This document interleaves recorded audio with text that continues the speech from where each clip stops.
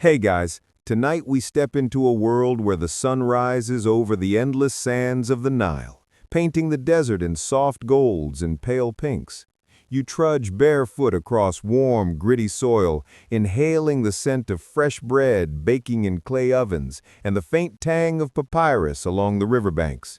You probably won't survive this if you're imagining yourself as a pharaoh, since your survival skills at navigating mud, sandals, and unpredictable crocodile sightings are questionable at best. Yet here you are, ready to immerse yourself in the rhythm of daily life in an ancient Egyptian village, where each movement, each sound, and each whisper of wind has a story to tell. So, before you get comfortable, take a moment to like the video and subscribe, but only if you genuinely enjoy what I do here. Share in the comments your location and local time, so we can drift through history together in real time. Now dim the lights, maybe turn on a fan for that soft background hum, and let's ease into tonight's journey together. The day begins quietly, with the first light stretching over the horizon. You can feel the warmth creep over your skin as villagers emerge from mud brick homes, shaking out mats, tending small hearths, and carrying pitchers of water drawn from the Nile's gentle current. Chickens cluck nervously, and a donkey brays somewhere off in the distance, reminding you that this world is alive in subtle ways. Women kneel by shallow basins, washing clothes, occasionally pausing to adjust the folds of their linen tunics. Men gather ropes, baskets, and simple tools, preparing to head to the fields or the workshops, their movements economical yet deliberate, honed by years of routine. Even children have assigned tasks, chasing stray geese, stacking reeds, or fetching water from communal wells, learning the ways of village life before they even notice it.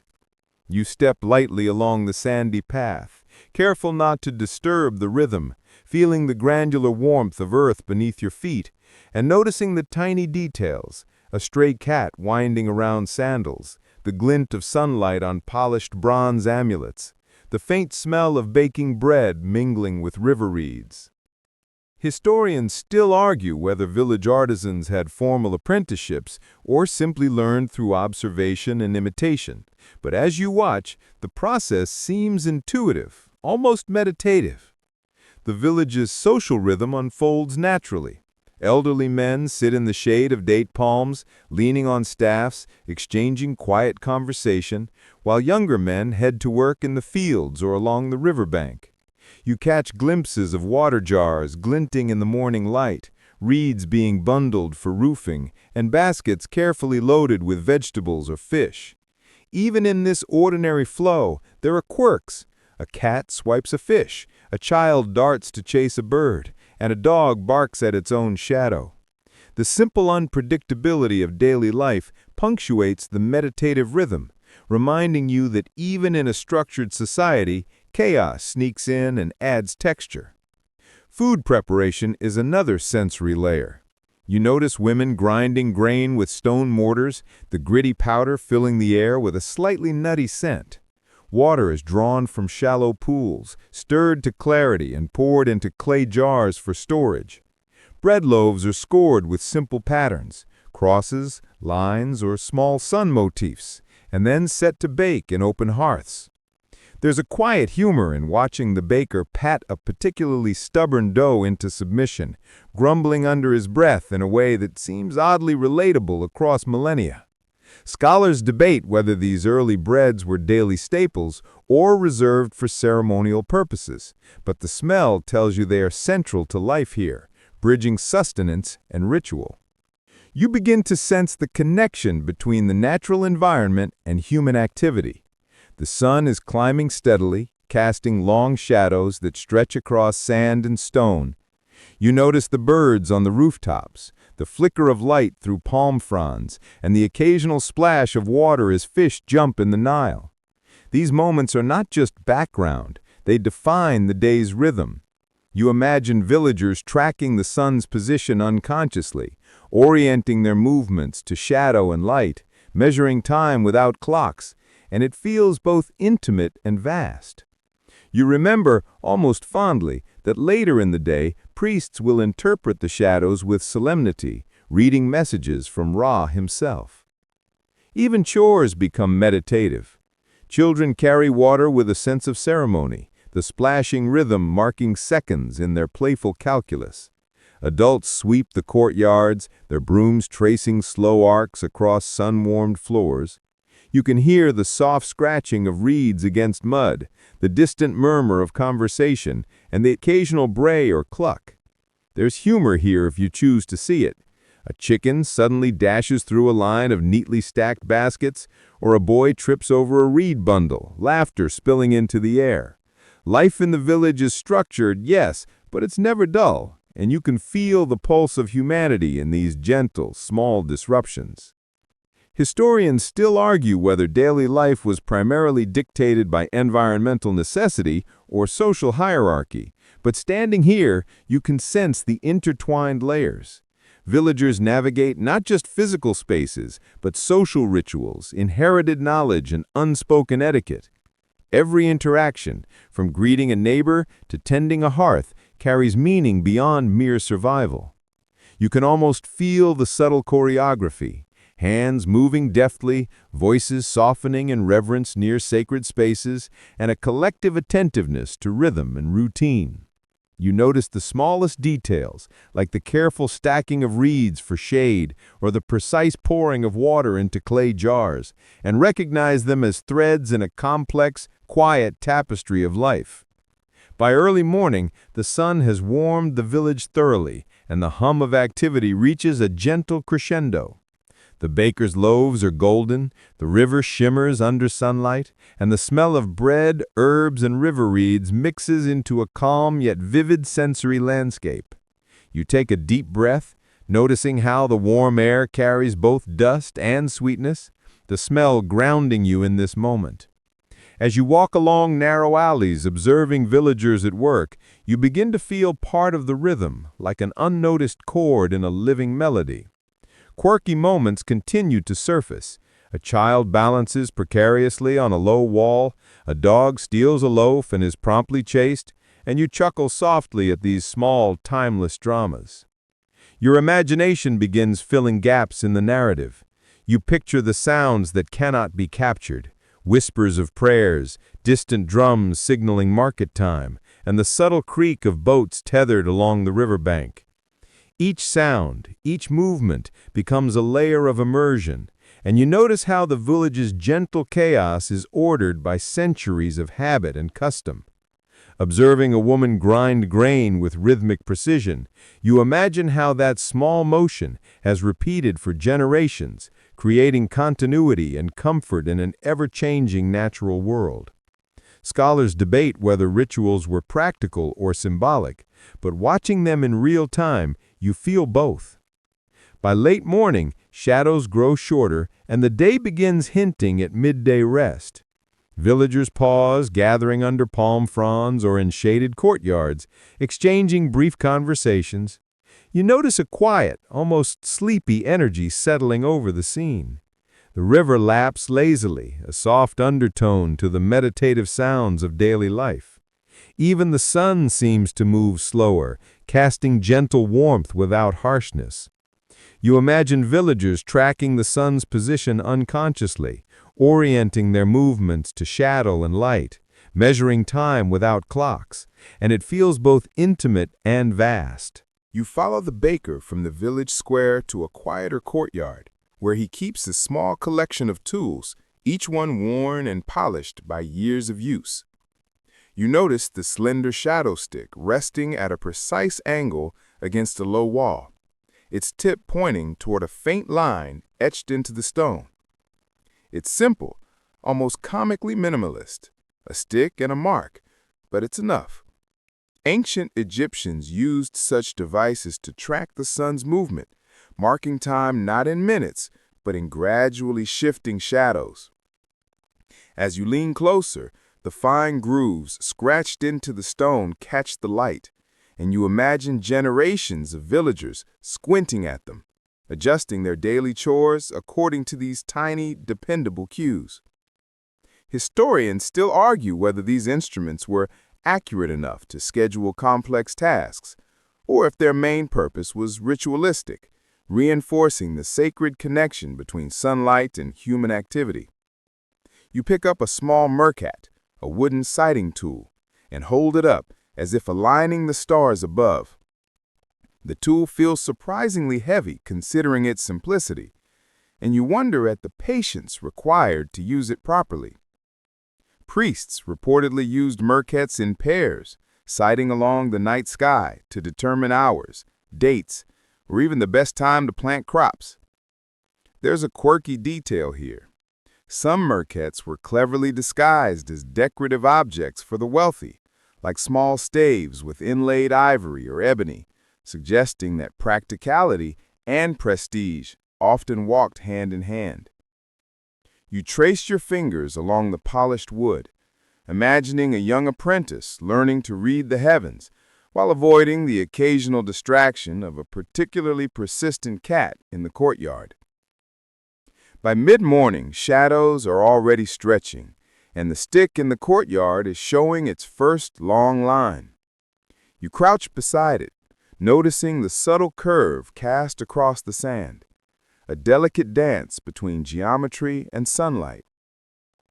It's fascinating how a simple stick can divide the day, a reminder that the Egyptians' understanding of time was observational rather than abstract.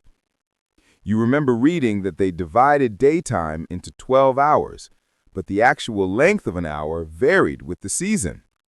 Some hours felt long in winter and short in summer, which seems oddly flexible compared to our rigid clocks, but it makes sense when you think of life guided by nature rather than numbers.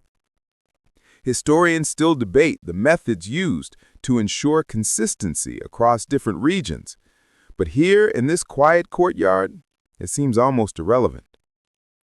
You wander to another corner, where a group of scribes hunch over papyrus, marking diagrams and notes. They observe the shadow's movement and record tiny increments, combining practical necessity with meticulous artistry. One scribe glances up at you as if to say, "Don't touch my work, it's magic," which feels surprisingly relatable. There's a fringe theory that some mercats doubled as teaching tools, letting apprentices grasp both geometry and astronomy in one gentle lesson. Watching them, you imagine tracing invisible lines with your finger across the sunlit courtyard, a slow-motion game connecting earth and sky. The air carries the faint aroma of reed ink and dust, mingling into a smell that is both grounding and slightly mysterious.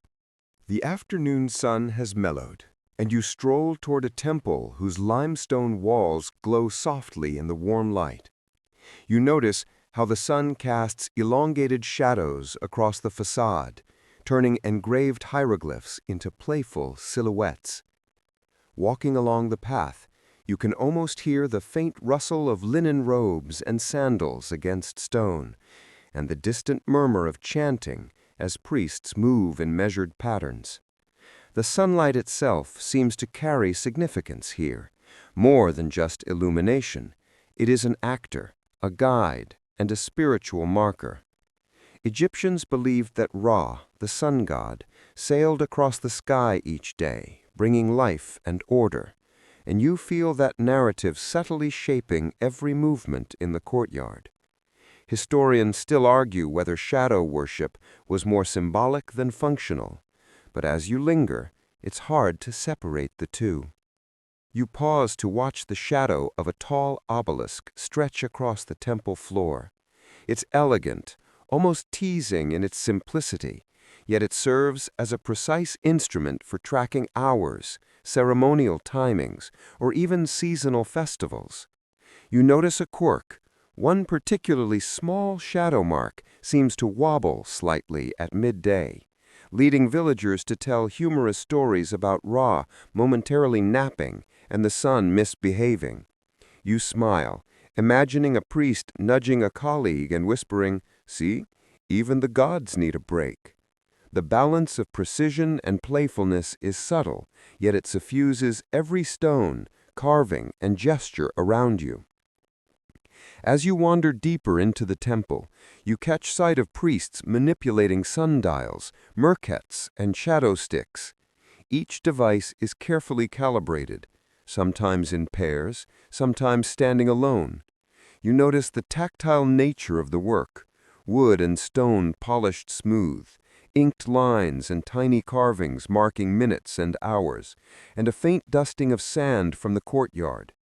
Fringe studies suggest that some shadow sticks doubled as astrological teaching tools, letting young apprentices connect celestial patterns to earthly life in a single, contemplative exercise. Watching them, you feel an almost meditative calm, as if time itself were slowing to match the movement of shadow across stone. The gardens beckon, their tranquility a soft counterpoint to the structured measurement of time. Lotus blooms hover above shallow pools, their petals opening and closing with a delicate rhythm. You inhale the sweet, watery scent, noticing how each plant casts tiny, dappled shadows that shift as the sun moves.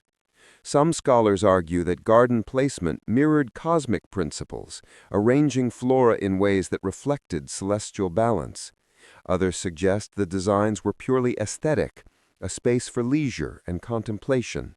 Either way, walking among these quiet pools, the gentle sound of water lapping its stone edges, you feel a profound link between observation, beauty, and spiritual reflection. You notice the priests performing their rituals, hands raised to trace the sun's arc, lips moving in soft incantations. Occasionally, one glances at a shadow stick, adjusting its angle minutely, as though checking the alignment of heaven and earth. The curious part is that some rituals incorporated tiny whimsical elements, painted cats, miniature obelisks, or feathered charms meant to correct the sun's course if Ra felt mischievous. It's both earnest and playful, reflecting a culture where humor, observation, and reverence coexisted in subtle harmony. You breathe deeply, letting the scent of lotus and warmed limestone settle into your senses. You wander to a shaded colonnade where carved reliefs illustrate gods interacting with mortals. Shadows from columns ripple across the walls, creating a soft, animated effect as the sun drifts lower. You notice a small, curious carving of a sunboat, its tiny crew, both human and divine, casting micro-shadows on the stone, reminding you that light, art, and function often intersected seamlessly. Historians still debate the symbolic meaning of these carvings. Were they instructive, devotional, or simply decorative? Observing them now in the shifting light, you feel the layers of intent intertwine effortlessly. The gentle lapping of the river nearby mingles with the muted sound of temple chants, and you notice the rhythmic movement of shadows over a mosaic floor. Each figure, each symbol, shifts as the sun moves, creating a slow-motion dance of light and geometry. Fringe interpretations suggest these shifting shadows were used to determine auspicious times for specific rituals, while others argue it was a byproduct of architectural aesthetics. Either way, you feel yourself lulled by the pattern, a quiet, predictable motion that also allows for gentle surprise, like the way a feather drifts unpredictably on a soft breeze. A child of a priest appears, tracing a tiny shadow on the floor with a finger, giggling quietly as the elongated line wobbles and shifts. It's an endearing reminder that observation is not solely scientific or spiritual. Sometimes it's playful. The shadow stick, the merket, and the obelisk all have a dual nature, precise instruments for understanding time and cosmos, yet objects of curiosity and amusement, inviting engagement and gentle learning. You remember the earlier village courtyard, the baker's stick, the scribe's playful notes, and notice the same continuity here, a blend of function, humor, and subtle ritual. The late afternoon sun warms your shoulders as you wander into a small chamber lined with alabaster vessels, each designed to hold oils, perfumes, or sacred waters. Light filters through narrow slits in the walls, casting thin ribbons of shadow across the floor. You notice how priests occasionally align the vessels to catch sunlight in specific ways, enhancing fragrance or visual effect. Some scholars argue these arrangements were functional, aiding in measurements for rituals, while others suggested they were symbolic, creating a visual representation of divine order. You lean back, absorbing the layered interplay of light, scent, and geometry. As evening approaches, the shadows lengthen dramatically. The obelisk in the courtyard now projects a long, elegant line across stone and sand, guiding the final moments of temple activity. Priests perform closing rituals, subtly adjusting instruments to mark the transition from day to night. Fringe stories tell of mischievous spirits stretching shadows at dusk, adding a light-hearted dimension to otherwise solemn proceedings. You feel yourself smiling, imagining the playful negotiation between humans and unseen forces, order and whimsy. The temple is quieter now. The sun dips toward the horizon, bathing the courtyard in amber light.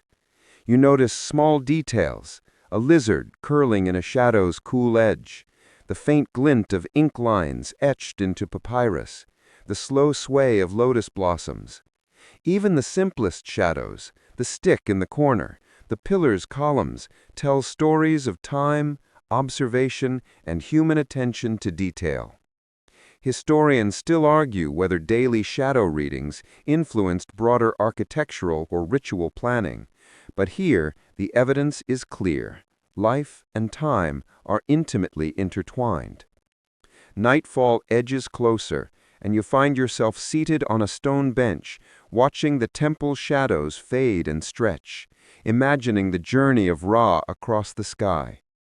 You reflect on how shadow sticks, merkets, and sundials mediate human understanding of natural cycles, blending science, art, spirituality, and playful observation. A gentle breeze carries the scent of the river and blooming lotus, and you feel the slow, rhythmic cadence of life in this ancient place settle over you. Quirky anecdotes, sleeping cats, mischievous children, wobbly shadow lines soften the precision, making it all feel human and relatable. By the time the last golden rays fade, you are wrapped in the quiet majesty of the temple, the rhythm of shadow and sun, and the gentle humor woven through observation. Every stone, stick, and mark holds a story, subtle yet profound, reminding you that time in ancient Egypt was both measured and experienced, observed and played with. You breathe in slowly, letting the soft, ambient sounds, distant river, faint chants, fluttering leaves settle into your senses as the temple and its shadows linger in your imagination. You step from the temple courtyard into a walled garden, and immediately the scents shift, sweeter now, softer, a mix of lotus, mint, and freshly tilled soil. Sunlight filters through tall papyrus stalks, casting flickering, almost playful shadows across the smooth stone paths. The garden seems alive in a quiet way. Bees hover above blooms, small birds hop between reeds, and the occasional frog croaks lazily near shallow pools. Walking slowly, you inhale deeply, noting the layered fragrances and imagining how the Egyptians themselves experienced these gardens not just as ornamental spaces, but as places for reflection, learning, and leisure. Historians still argue whether palace gardens were primarily spiritual spaces, practical food sources, or a combination of both, but for now, you can feel the intentional calm they inspired. The paths wind gently, lined with low hedges and flowering plants, many of which you recognize and many that seem entirely foreign. You stoop to touch a soft lotus petal, feeling its cool, delicate texture against your fingertips, and notice a curious hummingbird-sized insect hovering nearby, shimmering in sunlight. Some scholars suggest that specific plants were cultivated not just for aesthetic beauty, but for subtle medicinal properties, while others argue the arrangements were purely ceremonial, designed to mirror the order of the cosmos. You pause to admire a circular pool at the center, where lilies float serenely, reflecting golden sunlight like tiny mirrors, each ripple catching a fragment of sky. As you wander further, a gardener emerges, carrying a basket of fragrant oils, freshly harvested herbs, and tiny papyrus bundles. He hums softly as he arranges the plants, brushing the leaves with gentle hands, and you notice the meticulous care he gives even the smallest shoots. Fringe accounts suggest some of these gardens contained hidden compartments for rare or sacred herbs, known only to select priests or healers. You watch him sprinkle water over the papyrus roots, the droplets glinting in the sun, creating miniature rainbows that dance across stone edges. There's a subtle humor in imagining a tiny, invisible audience of gods observing each droplet's path, nodding in approval, or mild disappointment, depending on the day. You pause to sit on a low stone bench, feeling the sun warm your shoulders and noticing the gentle rustle of leaves. The garden paths are narrow, winding between pools and flower beds, and you find yourself following the patterns of sunlight and shadow across the ground. Some historians debate whether the layout of these gardens was inspired by symbolic representations of the Nile itself, with canals and pools mimicking the river's branching paths. Watching the movement of water and shadow, you can almost see the logic of this design, a natural choreography connecting life, leisure, and spiritual contemplation. A small fountain trickles quietly nearby, the water creating a soft rhythm against stone. You lean in, listening to its gentle melody, and notice a quirky detail. Tiny fish swim in precise patterns, occasionally nudging a floating petal. Some scholars suggest that specific fish were thought to bring good luck or act as tiny ceremonial participants, though scholars still argue whether their inclusion was functional or symbolic. You watch a dragonfly skim the surface, its wings catching the sunlight and reflecting fragments of garden magic in midair. The juxtaposition of playfulness and precision seems quintessentially Egyptian. Life observed, curated, and gently celebrated. Wandering past a line of fragrant herbs, you notice a small patch of blue flowers that you later learned were valued not for scent, but for medicinal application, used in oils or poultices for minor ailments. Some of these plants have peculiar histories, stories of ancient deities or legendary healers who recommended them for curious conditions, like calming restless children or aiding concentration during study. You smile at the thought, imagining a scribe carefully selecting petals to improve focus, while a mischievous cat swipes at the bundle, creating minor chaos.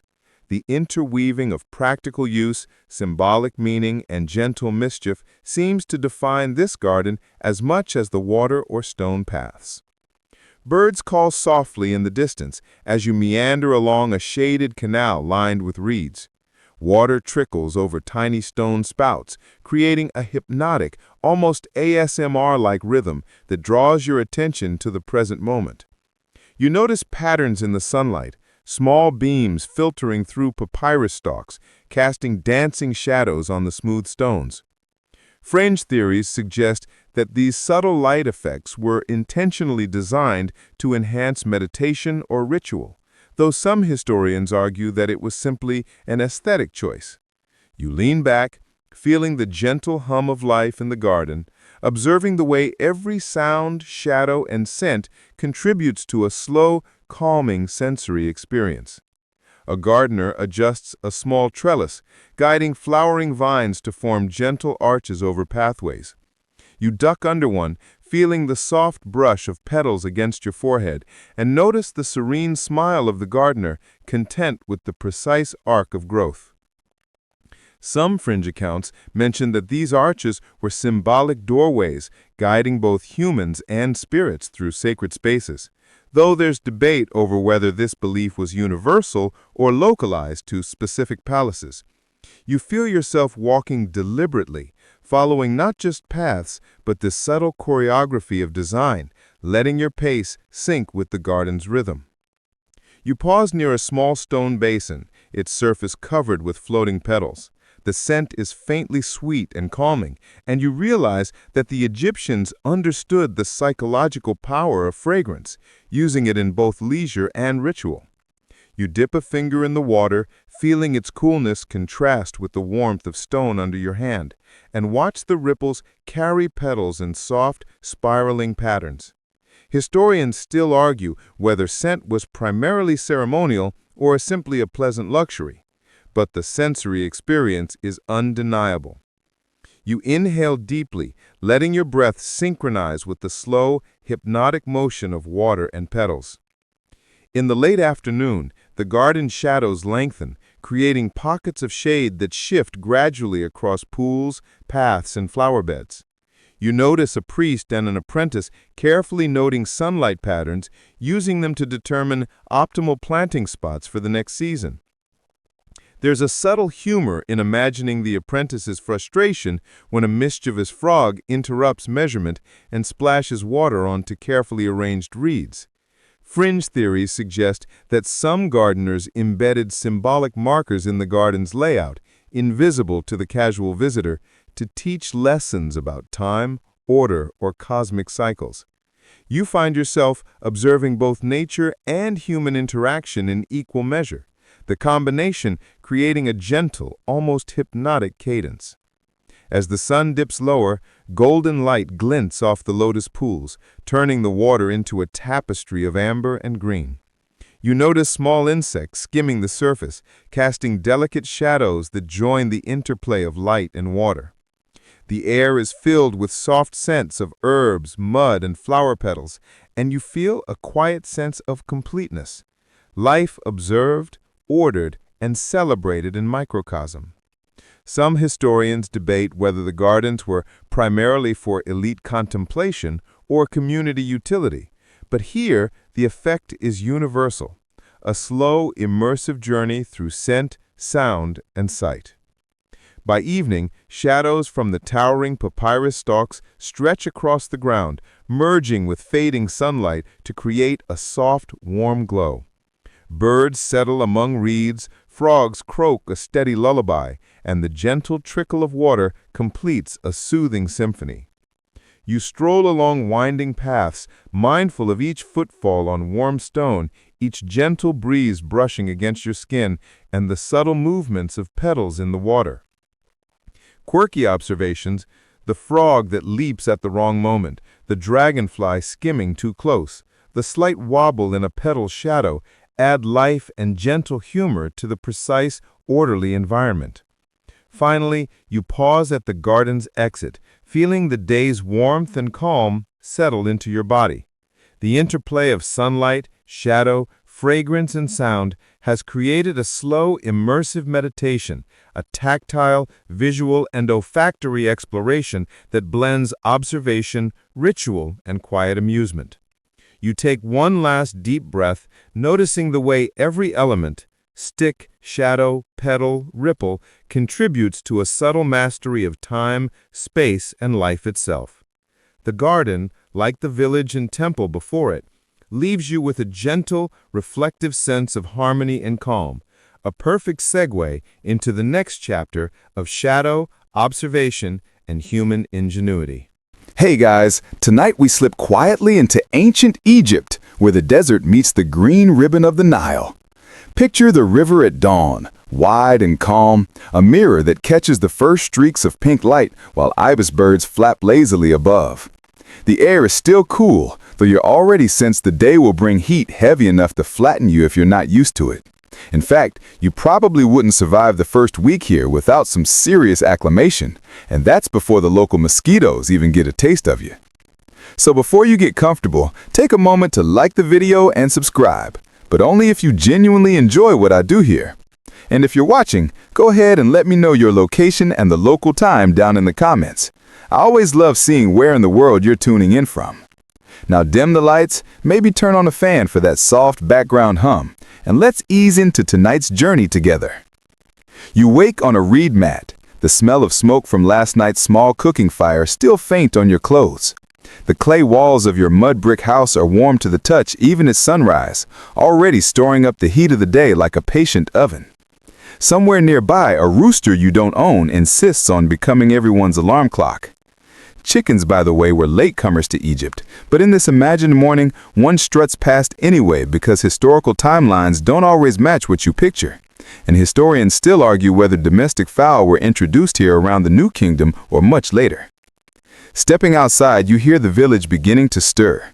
The Nile gleams just beyond the fields, the lifeline of everything around you. Without the river's flood, the soil would be dust and stone. With it, the land transforms into ribbons of green so intense they look like they've been painted on by hand. Mainstream history tells us that the flooding was fairly predictable, enough that entire calendars were built around it. Farmers prayed for a good flood, not too shallow, not too high, like Goldilocks with water levels. As you trudge toward the riverbank, the ground feels soft under your feet, still damp from irrigation channels cut by hand. Water buffaloes stand in the shallows flicking their tails, looking unimpressed with human industry. Somewhere a boy is already singing to himself as he drives a small herd of goats toward a patch of grass. If you're squinting, the whole scene looks timeless, as though this morning could be happening 3,000 years ago, or yesterday. You lean down, scoop up a handful of Nile water and watch it drip back through your fingers. It's murkier than you expected. Even in antiquity, Egyptians worried about water quality. Papyrus scrolls mention boiling and straining methods, though whether they worked effectively is still debated. One quirky tidbit, some texts recommend using crushed barley seeds to purify water, which sounds suspiciously like an excuse to brew more beer, but maybe that was just multitasking. The sun pushes higher, lighting the tops of palm trees until they glow like fiery spears. You smell bread baking already, flat loaves slapped onto hot stones. Families work together, with women and girls kneading dough while small boys stoke fires. The aroma is rich, nutty, and almost sweet. You can't help but feel a pang of hunger, though you remember that breakfast comes later. First, there are morning chores, and no, nobody has invented coffee yet, so you'll have to get through this on sheer Nile-side determination. Your neighbor waves as he passes, carrying a basket of fish strung together like a wriggling necklace. Fishing was one of the earliest Nile traditions, though the methods varied: nets, hooks, even harpoons for bigger catches. Some scholars say certain fish species were taboo to eat depending on the region. Imagine refusing a perfectly good tilapia because the local temple frowned upon it. Historians still argue whether those taboos were strictly enforced or just loosely observed. A small child runs past you barefoot, giggling, and tosses a mud ball that misses your head by inches. You realize sandals would have been a good idea, but shoes were optional luxuries for most villagers. The ground is uneven but soft, warm already. You hear the bray of a donkey, see its long ears twitch, and realize just how central these animals were. Donkeys hauled water jars, carried crops, and stubbornly resisted orders, pretty much the same as they do today. As the day begins, you sense the rhythm of life falling into place. Chores, meals, prayers, gossip, and endless work tied to the land. It's not glamorous, not filled with golden treasures or dramatic hieroglyphic epics, but it's life as most Egyptians knew it. Simple, repetitive, sometimes backbreaking, and yet strangely soothing, because everything has its cycle, as reliable as the river itself. You take one last look at the shimmering Nile. It seems calm now, but you know its mood shift. Gentle floods, violent surges, and years of drought that could make entire villages vanish. For this moment, though, it's a mirror to the rising sun, whispering the start of another day that looks so ordinary and yet carries the weight of millennia in its ripples. You shuffle back from the riverbank, stomach growling a little because it's finally time for breakfast. Now, don't expect scrambled eggs, pancakes, or a cinnamon latte here. Ancient Egyptian mornings are built on bread and beer. That's it. The so-called breakfast of champions. The bread is dense, coarse, and speckled with bits of chaff and grit that have sneaked in during the grinding of grain. The stones used to crush emmer wheat leave tiny fragments behind, so when you chew, it's a little like biting into a deliciously flavored sandpaper. Archaeologists studying mummies often find worn-down teeth, ground almost flat from decades of eating this crunchy delight. On the bright side, you won't need to floss tonight. Next comes the beer. Forget the frothy, golden drink you picture from your local pub. Egyptian beer is more like a thick, sweet, porridge-ish liquid. Sometimes it's chunky enough that you'd almost need a spoon. But in a land with a blazing sun and limited clean water, this murky brew is safe, filling, and, most importantly, mildly intoxicating. Perfect for taking the edge off another day in the fields.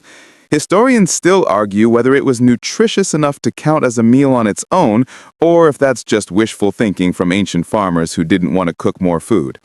The process of brewing involves baking a batch of half-cooked bread, crumbling it into vats, mixing with water, and letting it all bubble into a tangy concoction.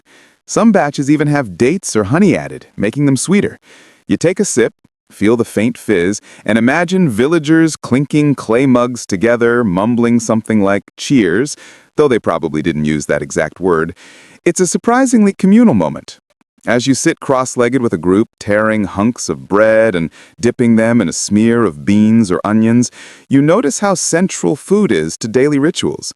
Sharing is survival. Without the collective storage of grain in silos, carefully counted and taxed, of course, famine would strike far more often.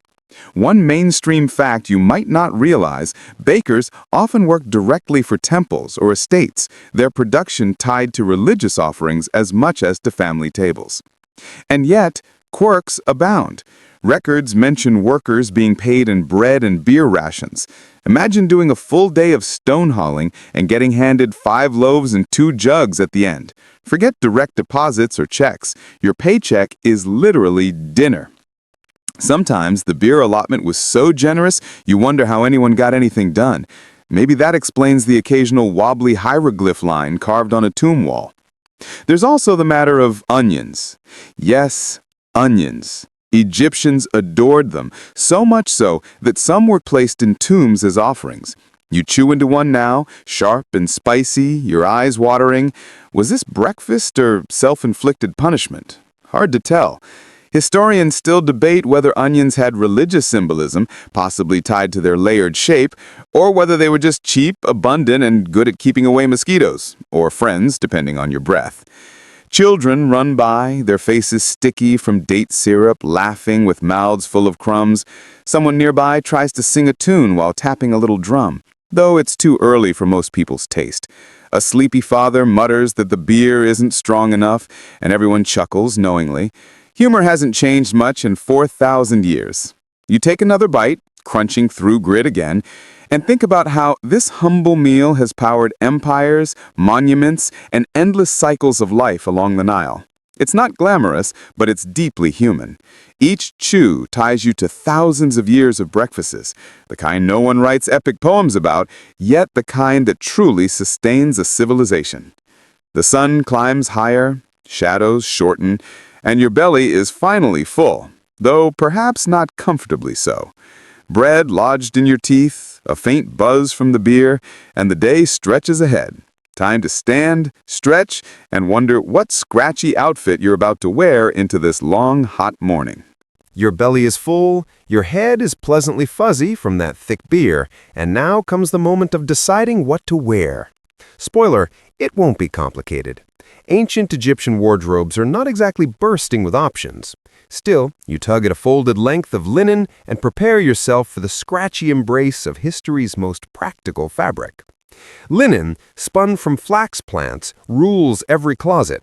Cotton and silk are still centuries away from strutting your stuff here. The threads are pale, almost white, and when freshly woven, they gleam faintly in the sun. But don't get too romantic about it. Most people's tunics are coarse, stiff, and about as comfortable as wearing a bed sheet that's been washed with gravel. Richer folk might enjoy softer, finely pleated linen that ripples elegantly when they move, while you, humble villager, wrestle with a fabric that feels like it's exfoliating your skin with every step. The mainstream fact is that Egyptians wore linen not only because it kept them cool, but also because they believed wool was ritually unclean. Wool might keep you warm, but in this climate, it just wasn't worth the sweat. So you wrap the garment around you, tie it with a simple belt, and try not to scratch. Historians still argue whether everyone pleated their clothes at home or if that delicate accordion style was reserved for the upper classes with servants who had the patience of saints. And here comes the fun part: accessories.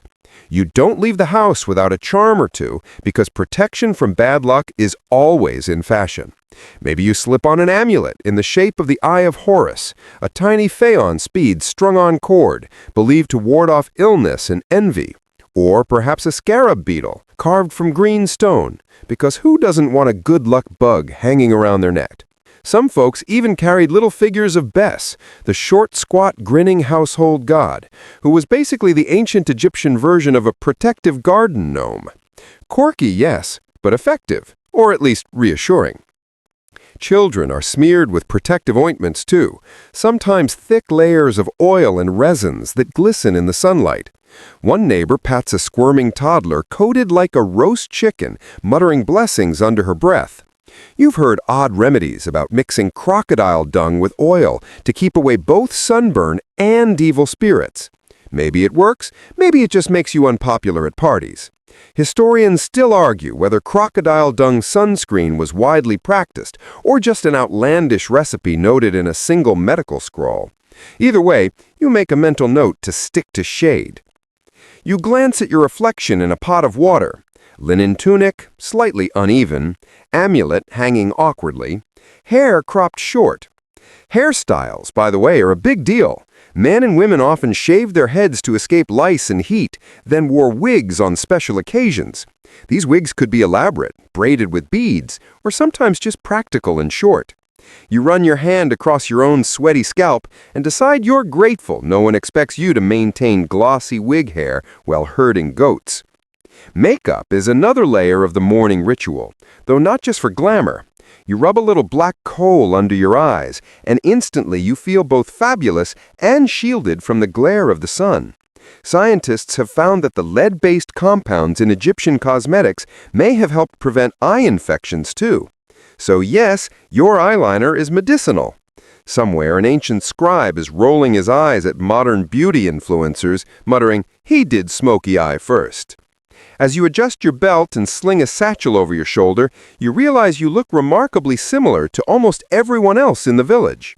Fashion here isn't about standing out, but blending into the steady rhythm of the community. That being said, you can still imagine wealthier neighbors swanning by in pleated linen gowns, gold jewelry glittering, and perfumed cones of wax melting slowly atop their heads, releasing fragrance as they walked. Try not to stare. It's hard to look glamorous when you still got crumbs of gritty bread in your teeth. One last check. Amulet in place, eyeliner sharp, tunic only slightly itchy. You're ready.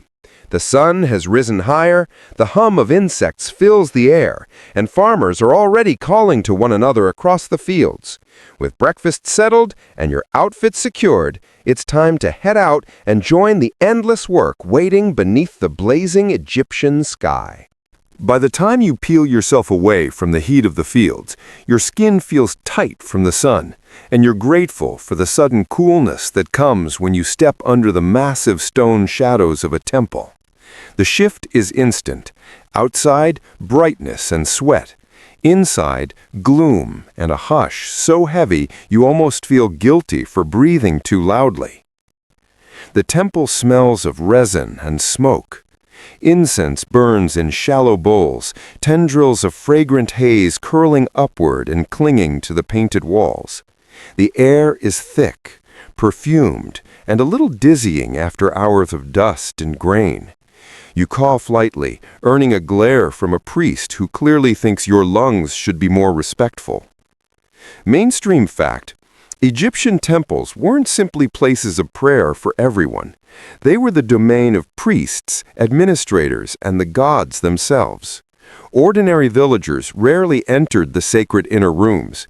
They lingered in outer courts, bringing offerings of food, beer, or flowers. The idea of personal worship wasn't really the point here. This was about cosmic order, the balance of Ma'at, and making sure the sun didn't forget to rise tomorrow. Your sandals tap against smooth flagstones, and you crane your neck upward. Columns painted in bright colors soar into shadow, carved with lotus blossoms and papyrus stalks. Imagine a forest of stone frozen mid-bloom. The paint is still vivid in places, though chipped and dulled by time. Historians still argue whether temples were repainted regularly in brilliant shades, or whether the faded colors we see now better reflect how villagers experienced them in everyday life. Priests glide past in spotless linen, shaved heads gleaming, carrying trays of bread and jars of beer to set before statues of gods. You catch a glimpse of a gilded figure, perhaps Amun or Ra or Hathor, half hidden in flickering lamplight. To the worshippers, these statues weren't symbols. They were living embodiments of the gods, housed and fed like royal guests. You wonder, only half joking, if the gods got tired of beer and bread 3 times a day. Here's a quirky tidbit. Temple rituals could involve waking up the god each morning, with priests carefully washing, dressing, and even applying makeup to the statue. Imagine starting your day by putting eyeliner on a giant falcon-headed deity. It sounds absurd, but to the Egyptians, it was as serious as feeding your family. It kept the world turning. The chanting begins, low and rhythmic, echoing through the stone halls. Drums beat softly, a deep pulse you feel in your chest more than you hear with your ears. The words are in ancient hymns, praising the gods, promising devotion. You don't catch the details, but you don't need to. The cadence itself is lulling. Combined with the thick incense and cool shadows, you could almost fall asleep standing there. A draft of cooler air slides through the temple doorway, carrying faint street sounds back inside, the bray of a donkey, the squabble of children. It feels strange to remember the noisy, messy village life just outside, while standing here among solemn chants and glowing statues. 2 worlds side by side, one dust, sweat, and onions, the other smoke, silence, and shimmering gods. You linger a while longer, watching the dance of light and shadow on painted stone. Your eyelids grow heavy, lulled by the rhythm of the chants. But eventually, you step back out into the blazing sun, eyes watering at the sudden glare. The Nile gleams once more in the distance, and a barge is gliding lazily along the water, reed bundles stacked high on its deck. The temple's shadows fade behind you, but their coolness clings like a faint perfume, a reminder of gods who must be constantly appeased so ordinary mortals like you can keep trudging through another day. The sun blazes overhead, and stepping back into its glare feels like walking into an oven. You squint toward the Nile, where barges drift slowly downstream, sails puffing with the faint breeze. The river is no longer just scenery, it's the highway of Egypt, carrying grain, stone, people, and gossip from village to village.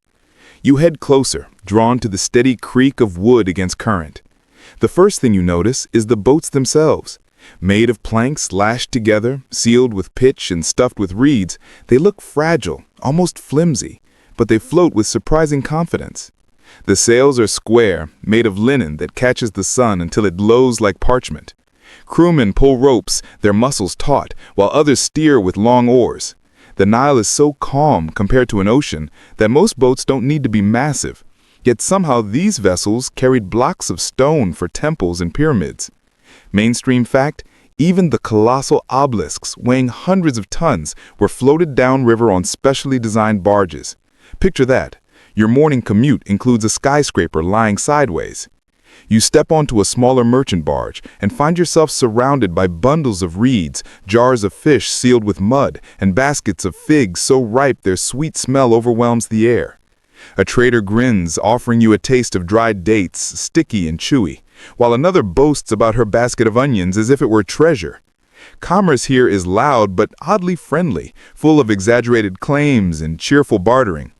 One quirky tidbit: Egyptians sometimes transported live birds in wicker cages stacked high on boats, their squawking echoing across the water. You can imagine the chaos, hundreds of honking geese crammed together, flapping wings while sailors shout over the noise. Historians still argue whether these river convoys were carefully scheduled under state control, or more like a free-for-all where private traders just shouted until someone listened. Either way, you're grateful you only have to ride along, not manage the inventory. The river air is different from the fields, cooler, carrying hints of water lilies and damp reeds. You lean against the rail, feeling the gentle sway as the boat cuts through the current. Fish leap occasionally, flashing silver, and a fisherman casts a net with a practice flick. His children splash nearby, laughing as they try to scoop up minnows with their hands. You almost forget the heat beating down, soothed by the rocking rhythm of the boat. On the opposite bank, you spot another barge passing, this one painted with bright red stripes. Its deck is crowded with pottery jars, and a group of musicians strum lyres and beat hand drums. Music on the Nile. It's part entertainment, part advertisement. Why not lure customers with a catchy tune? You half expect one of them to break into an ancient jingle for onions, but mercifully they don't. The boat glides past fields dotted with workers, then by clusters of papyrus reeds so thick they form floating islands. Birds nest among them, storks lifting off with heavy flaps of their wings. The river is alive, a constant hum of movement and sound, so different from the still sanctity of the temple. This is Egypt's bloodstream, carrying everything that sustains daily life. As you drift, your mind wanders to the bigger picture. The Nile doesn't just connect villages, it binds the whole kingdom. Pharaohs relied on this watery road to project power, to collect taxes, to feed armies. Without the river, there is no Egypt, only scattered desert settlements lost to the sands.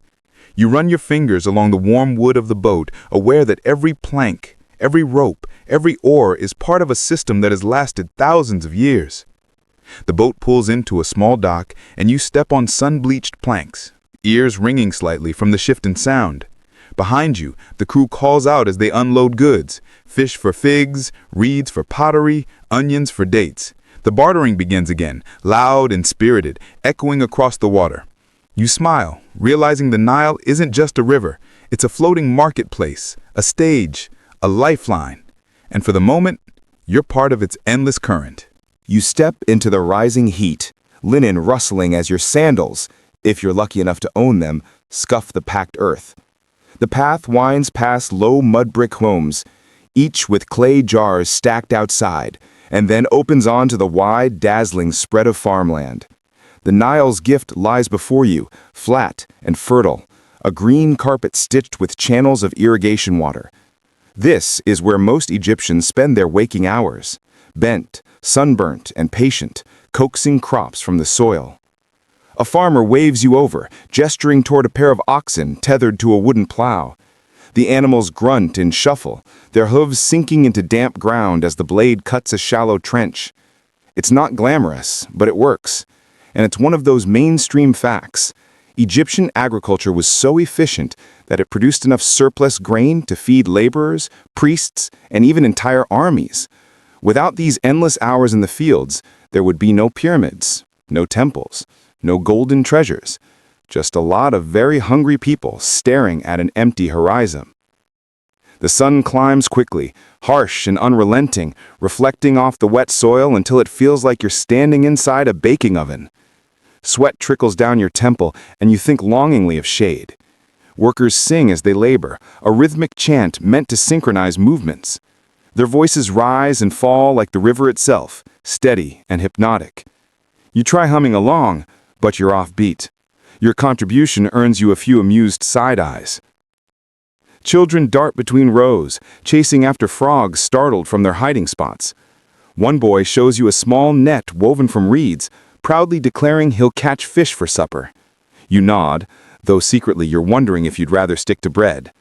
Frogs, fish, grain, it's all tied to the river, and the rhythm of flood and harvest keeps everyone's lives locked in its tide. And here's a quirky tidbit. Egyptian farmers sometimes trained baboons to help harvest figs. Yes, baboons. Imagine trying to manage a troop of furry coworkers who are just as likely to eat the produce as they are to hand it over. Whether this was a widespread practice or just a weird anecdote recorded once, historians still argue. But now you can't shake the image of monkeys running a fig farm with questionable efficiency. Back in the field, the plow moves slowly, carving its furrows as men toss seed into the damp earth. Women follow, pressing the grain lightly into place with their toes, rhythmic and careful. Everyone works together because the Nile's generosity has to be seized quickly. Miss the window and you risk losing a year's food supply. A gust of hot wind blows sand across the fields, stinging your eyes. You blink furiously, eyeliner smudging, and realize just how unforgiving this environment is. Without constant irrigation and endless human labor, the desert would reclaim these green strips in a heartbeat. That's why fields are lined with dikes and channels, all maintained by hand. A farmer crouches by one now, scraping mud into place to direct the trickle of water where it's most needed. You squat beside him, trying to help, though your efforts only result in a small mudslide. He laughs kindly, shakes his head, and shoos you back before you ruin the whole system. Overhead, a flock of geese honks noisily, circling before landing near the riverbank. Egyptians domesticated geese long before chickens became common here. Geese eggs and meat are valuable, though a bit gamey, and you realize that catching one would probably be a sport all its own. For now, the honking chorus becomes background music to the endless rustle of grain stalks in the wind.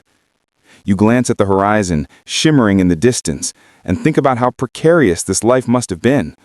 1 year of poor flooding could mean famine. Yet Egyptians managed for millennia, developing calendars, storage systems, and state granaries. Historians still argue whether ordinary villagers truly trusted the pharaoh to intercede with the gods for good floods, or if most people simply relied on their own stubborn luck. Either way, you keep your head down, push through the heat, and pretend you're used to it. Your back aches just from watching. You rub your shoulders, realizing you haven't even done the hard work yet. But that's the point. Daily labor here isn't glamorous or epic. It's repetitive, sweaty, and necessary. And yet there's a strange calm in it, a rhythm that lulls your thoughts, like the soft buzz of insects or the low chant of workers in the sun. The day stretches long, the Nile gleams, and you feel both exhausted and strangely soothed. Farming here is less about glory and more about survival. But it's survival that builds everything else: temples, palaces, even the history we're quietly wandering through right now. Hey guys, tonight we are stepping into the worn-out shoes of a 17th century postman. Imagine the faint ringing of a church bell in some foggy little town, still half asleep. The sun hasn't even tried to peek over the rooftops yet, and here you are, tugging on boots that are already damp from yesterday's mud. The whole village is silent, except for a rooster that clearly didn't get the memo about subtle wake-up calls. Your job? To deliver scraps of paper and folded parchment that could contain love, money, or just someone complaining about hay prices. It sounds noble until you realize most of your life is damp socks, heavy bags, and long miles. Honestly, you probably wouldn't survive a week of it, unless you've got a secret passion for blisters. So, before you get comfortable, take a moment to like the video and subscribe, but only if you genuinely enjoy what I do here. And hey, tell me in the comments where you're listening from and what time it is right now. I love knowing who's winding down on the other side of the world. Now, dim the lights, maybe turn on a fan for that soft background hum, and let's ease into tonight's journey together. The morning bell rings and you shoulder your post bag. It's heavier than you'd prefer, but lighter than yesterday, and you already know which villages will get your grumpier side today. The post station where you collect your bag is no palace, more like a drafty stable converted into an office. There's always the faint smell of hay and horse sweat, mixed with wax from the seals on letters. You pick through the pile, some sheets of parchment for a nearby monastery, a long scroll bound with string for a tax collector, and a couple of personal notes sealed with sloppy blobs of red wax. You don't peek, of course, you're an honest postman, but you do imagine. Everyone imagines. Historians still argue whether early 17th century postal workers were allowed to carry private letters or only official ones. Some suggest that in many towns, the so-called royal mail ignored ordinary people, leaving private couriers like you to bridge the gap. Others argue that the division was fuzzy and villagers slipped coins into your hand to sneak letters into your bag alongside official dispatches. Either way, your bag feels like a strange blend of empire and gossip. You tighten the leather strap across your chest. The buckle squeaks. The strap is cracked. You tell yourself it'll last another season, though you know you'll end up trying to fix it with twine before long. Outside, the air is crisp. A mist clings to the fields, turning fence posts into ghostly silhouettes. Somewhere in the distance, a cow moos, sounding as tired as you feel. A mainstream fact here. In 17th century Europe, bells really did mark time, since most villagers lacked clocks. You lived your life by tolling metal, whether you liked it or not. The bell doesn't ask if you're ready, it just tells you the road won't wait. As you adjust your bag, you glance at the letters again. The handwriting fascinates you. Some elegant loops of ink, some frantic scratches like the writer was in a hurry, or drunk, possibly both. There's always one letter with smudged ink, like the sender sneezed halfway through. You wonder if their loved one will laugh or just squint in frustration. A quirky tidbit.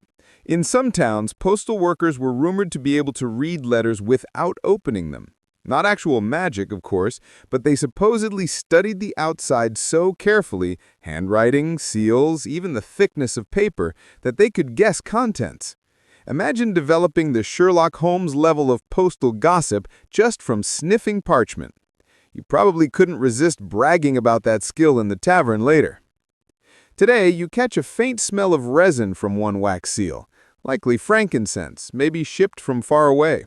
It's a little whiff of the world beyond your muddy roads, and it makes you grin despite your yawns. As the bell fades, you adjust your cloak, tug it tighter around your shoulders, and step outside the station's low door. The world is gray but expectant. Your boots crunch against gravel. Somewhere, a dog barks, already warning the neighborhood that you're up to something suspicious. Delivering mail, the most scandalous of crimes. You think briefly about the monks down the road. They'll want their parchment before their midday meal, otherwise they'll grumble in Latin that you can't understand but definitely feel in your bones. The manor house wants their long scroll by tomorrow, but you'll try to get it there today, partly to avoid trouble, partly to avoid storing that heavy thing in your bag overnight. And the personal notes? You know, those are the real treasure. The villagers you hand them to will squint at the seals like they're holding the crown jewels. The morning air is damp, but you breathe it in. Better than the stale hay inside. Your legs already ache, though you haven't gone far, but there's a certain peace in the ritual. Step, bag shift, creak of leather, deep breath, repeat. You glance at the horizon. It's a pale smear, no sun yet, but enough to guide you. And somewhere down that road, miles away, someone is waiting for a folded square of parchment that might change their whole day, or at least give them a reason to gossip with their neighbor.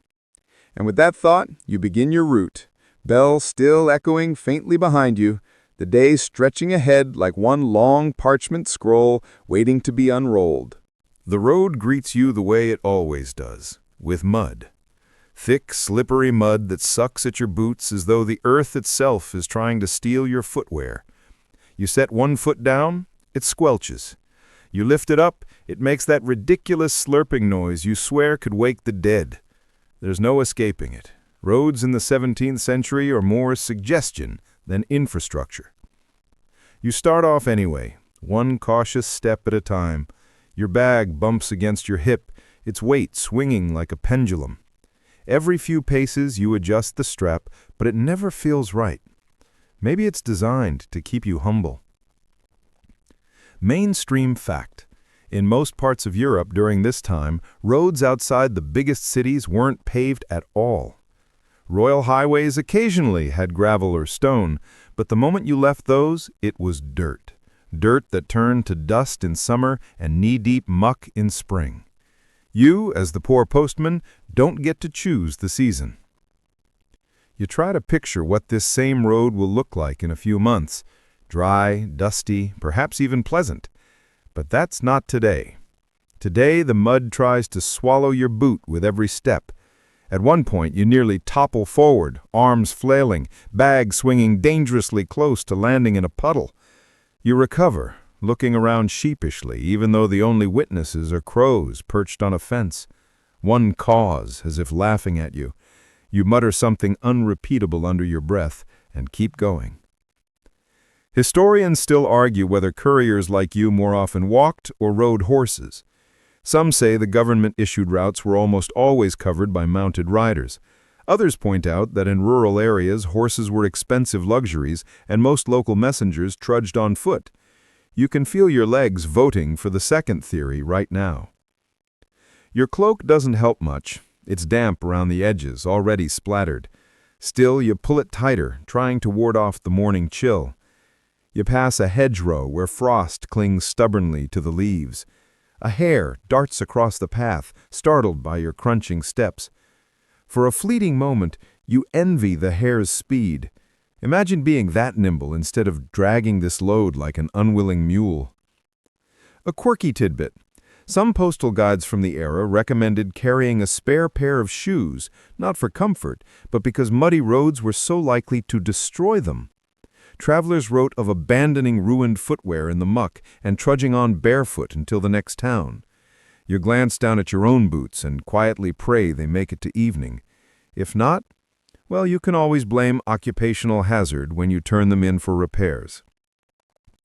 You come to a small bridge, or, well, what counts as one. Really, it's just a few planks across a stream.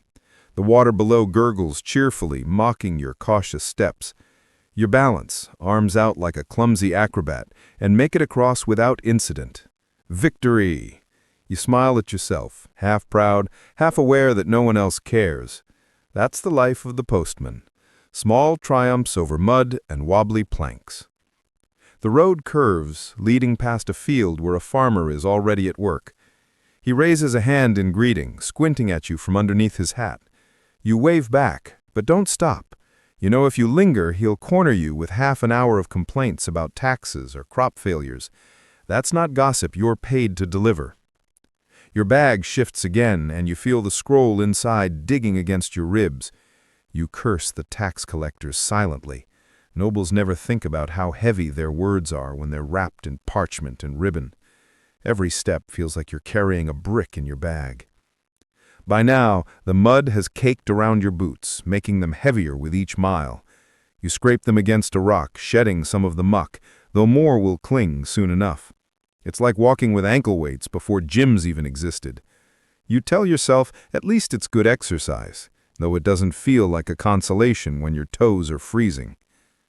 The village bell behind you has long faded, replaced by the steady rhythm of your own trudging.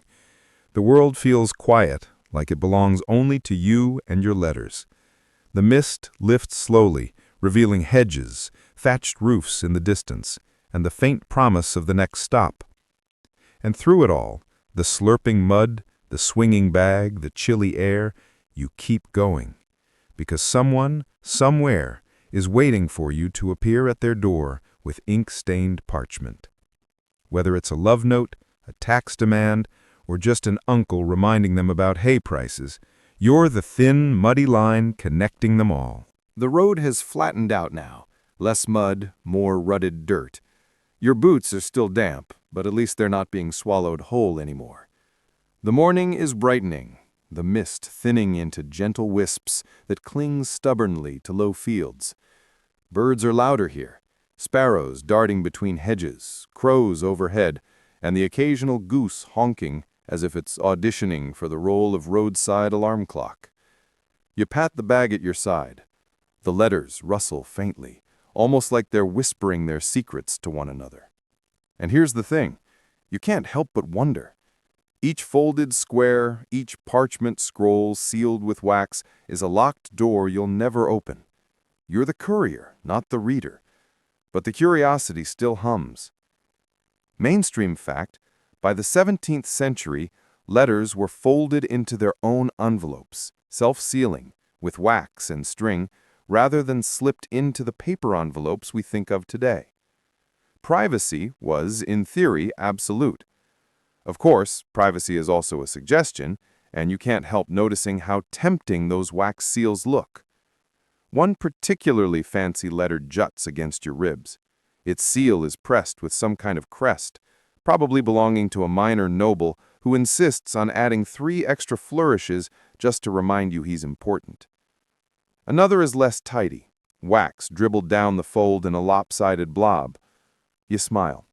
Someone clearly struggled with their candle. Maybe they were in a hurry, or maybe they were just bad at it. Historians still argue whether peasants commonly wrote their own letters or relied on scribes. Literacy rates were uneven, and in some places, only priests or notaries could reliably scratch out correspondence.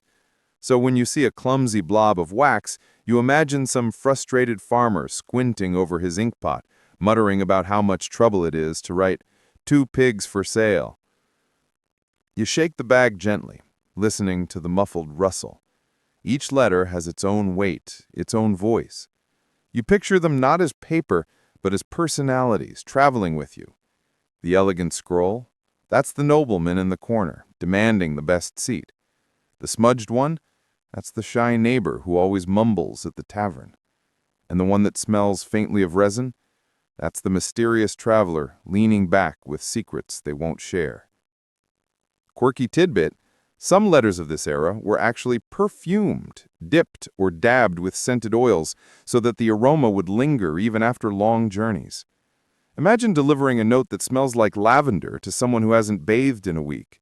You'd be doing them a favor just by handing it over.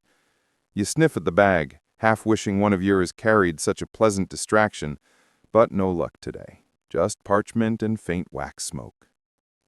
As you trudge, your imagination runs wild. What if this letter with the sloppy wax seal is a love note? What if someone's heart is dangling in your bag, waiting to be dropped on a doorstep? You picture the scene, a blushing girl opening the fold, scanning the ink, smiling shyly at words written by candlelight. Or maybe she frowns, confused by the clumsy handwriting. Either way, you carried the moment in your muddy satchel. You chuckle. You know better than to get romantic. It's more likely a merchant nagging about late payment. Still, your brain insists on daydreaming. That's part of what keeps the miles moving. The morning air sharpens as the road narrows between hedgerows. A dog barks somewhere ahead, and you tense instinctively. Dogs are part of the job description no one told you about. You give your bag a reassuring pat, as though the letters themselves could ward off canine teeth. Back to your musings. You've heard rumors that some postmen, less honest ones, did, in fact, steam open seals, peek inside, and reseal them carefully. Was it curiosity? Spying? Maybe both. Historians still argue whether this was tolerated by officials or harshly punished when discovered. You, at least, stick to your daydreams. Letters feel safer that way. Better to imagine secrets than risk being caught with melted wax on your hands. The road rises slightly, giving you a view of fields stretching outward. Thin smoke curls from a distant chimney, promising warmth you won't feel for hours yet. You roll your shoulders and adjust the strap again, imagining the letters shifting, settling into their places. It almost feels like they sigh with you. Another mile slips by. You pass a low stone wall, mossy and uneven. You pause, leaning against it, catching your breath. Your bag is lighter than yesterday's load, but somehow your shoulders still ache. As you rest, you tap the edge of the bag gently, like drumming on a locked treasure chest. "What are you hiding in there?" you murmur. A crow nearby answers with a caw. You smile. "Thanks for the input." When you stand again, the bag feels a little friendlier, like it's sharing the walk instead of dragging you down. Letters, after all, are more than ink and paper. They're voices, stitched together across distance. And for a brief, silly moment, you feel like the world's quietest party host, carrying all those conversations to their waiting ears. Your stomach growls. Of course it does. You've barely been on the road a couple of hours, and already the dream of bread and cheese is tugging at your mind like a particularly persuasive donkey. You pat your bag, letters on one side, food bundle on the other. One is noble duty, the other is survival. Guess which one you're more excited about. You find a spot by the side of the road, A low stone fence where the moss cushions your back if you lean just right. The air is brisk, but at least the sun is beginning to show itself, shyly edging over the horizon. You rummage through your satchel's side pocket and pull out a hunk of bread, yesterday's cheese, and a small flask that may or may not contain more water than ale. Don't judge, you're a postman in the 17th century. Hydration rules are different here. Mainstream fact, bread and cheese were indeed the staple diet of ordinary travelers in this period.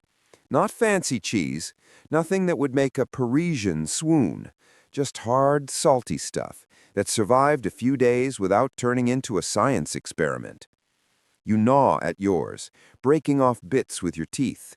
It squeaks between your molars, a sure sign of both its freshness and its stubbornness. A quirky tidbit, ale in the 17th century was often safer to drink than water. Wells could be contaminated, rivers were shared with livestock, and let's just say clean drinking water wasn't exactly a catchphrase yet. Ale, mildly alcoholic and boiled in brewing, killed off most of what wanted to kill you, which explains why your hydration flask leaves you pleasantly warm after a swig. You chew slowly, letting the rhythm of eating distract you from the rhythm of walking.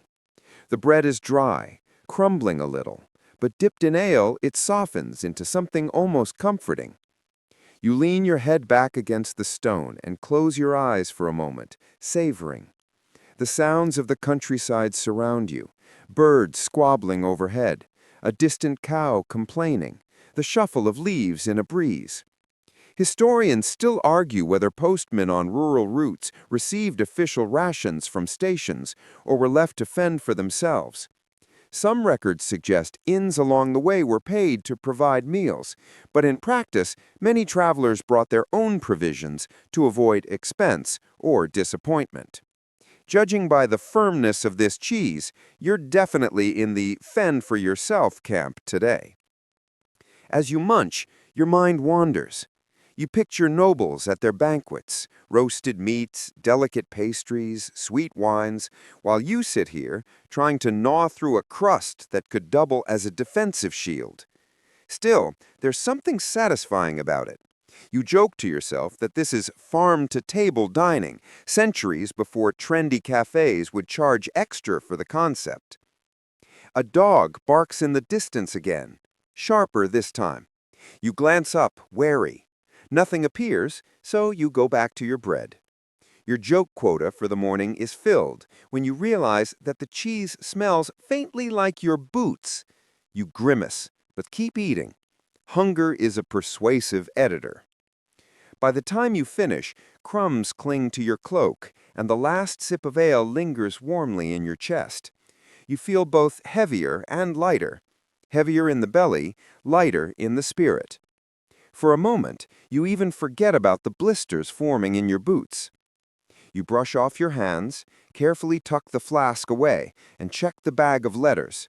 Still secure, still pressing against your ribs like impatient passengers waiting for their stop. You sigh good-naturedly and push yourself back onto the road. The next stretch is quieter. The world feels almost suspended. No farmers yet in the fields, no wagons rattling past, just you and the slow crunch of your boots. The ale has softened your mood, and you catch yourself humming under your breath. Not a song anyone else would recognize, just a tuneless rhythm to keep your steps steady. You imagine how your day will look in 100 years. Will someone laugh at how quaint it seems to carry paper across mud for hours on end? Or will they envy the slowness, the quiet, the absence of ringing devices demanding attention every 5 minutes? Historians still argue whether postmen on rural routes received official rations from stations or were left to fend for themselves. You know firsthand that they were both harder and simpler. Harder on your feet, simpler on your mind. A gust of wind tugs at your cloak. You tighten it, tug the strap of your bag into place, and start walking again. The taste of bread lingers faintly, mixed with the tang of ale. It's not luxurious, but it's enough to fuel another mile, maybe two. And so you move on, a little heavier in the belly, a little lighter in the spirit. Still the quiet thread weaving villages together, one folded letter at a time. The rain eases, replaced by the quiet chatter of the road itself, boots squelching, bag creaking, and the occasional bird startled from the hedgerows. You're in the long middle stretch of your route now, where boredom and curiosity battle it out in your head. Fortunately, the road brings company. A farmer appears first, pushing a creaky wheelbarrow stacked with kindling. His hat sags low over his eyes, and he lifts it briefly to nod at you. You nod back, polite, careful not to slow down too much. You know from experience that if you pause, he'll launch into a 30-minute debate about whether the new tax collectors are secretly allergic to honesty. You let the nod do the talking and keep walking. Not long after, a group of children trails you for a few paces. They giggle at the sight of your bag, whispering as though it holds treasure. One brave boy asks, "Is it gold?" You chuckle and shake your head. "Better," you whisper. "It's words." They blink at you, confused, then burst into laughter as if you've just told the world's worst riddle. Before long, they peel off back to their cottages, still giggling. Mainstream fact: in the 17th century, children were often fascinated by letters because so few of them could read.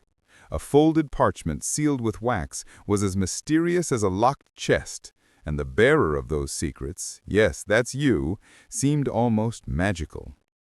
A quirky tidbit: some towns grew so familiar with their postmen that children would follow along the route to announce their arrival, like an impromptu parade.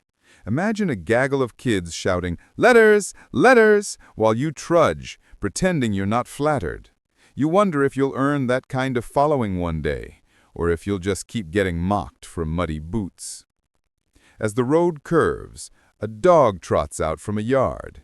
You freeze. It stares, head cocked, tail stiff. Then, just as you prepare for battle, it bounds over and starts sniffing your satchel. You exhale in relief. The dog clearly has a nose for parchment, or maybe the faint whiff of cheese still lingering from your earlier snack. You gently push it away, laughing under your breath. "Sorry, boy, no bones in here, just overdue tax notices." The dog sneezes, unimpressed, and wanders back to its yard. Historians still argue whether rural postmen were seen as trusted figures or treated with suspicion. In some regions, villagers greeted the courier warmly, eager for news. In others, they eyed him warily, worried about spies or gossip. Judging from the mix of giggles and barking you've received today, the truth is probably somewhere in between. The road grows lively for a moment as you meet a peddler with a cart full of pots and pans. He jingles cheerfully as he passes, nodding and muttering something about the weather. You glance back and notice the children from earlier tailing him now, fascinated by the clanging metal. You can't help but smirk. Apparently, your bag of words lost its shine to shiny cookware. Typical. As you trudge on, you realize these small encounters keep the monotony at bay. Every nod, every bark, every giggle is a reminder that you're not just trudging through mud and drizzle, you're part of the living road, woven into the daily rhythm of the countryside. You are, in a way, the moving gossip column of the 17th century. You glance down at the letters once again.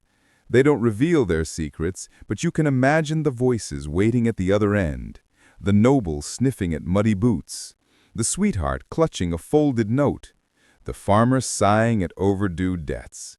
And scattered along the way are the children, dogs, and curious strangers who make your day feel less like a lonely march and more like a wandering play. The sun peeks briefly from the clouds, casting a shimmer on puddles and glints on your damp cloak. You grin, just a little. For now, you're less a soggy scarecrow and more a reluctant hero, carrying not swords or gold, but words that will ripple out in laughter, arguments, sighs, and maybe even a kiss or two. The road decides it has had enough of being polite. The sun creeps higher, but instead of warming you, it just makes the clouds of your breath look slightly ridiculous. Then the drizzle begins. Not a dramatic storm, not the cinematic kind of rain that lets you yell, "Curse the heavens!" Just a steady mist that seeps into everything. Your cloak absorbs it like a sponge. The shoulders go first, then the seams, and soon you feel each drop sliding down toward your elbows. You tug the hood tighter, but it only shifts the discomfort. The bag on your side seems to grow heavier, as if the letters themselves are sulking about the weather. The wax seals hold, thank goodness, but you picture their edges softening with every damp gust. The last thing you want is to deliver someone's heartfelt letters smelling like mildew. Mainstream fact: early mail routes in Europe didn't stop for weather. Rain, wind, even snowstorms, couriers were expected to push through. The motto of reliability wasn't carved into postal services yet, but the expectation was already there. If people had trusted you with their words, you delivered, soggy boots or not.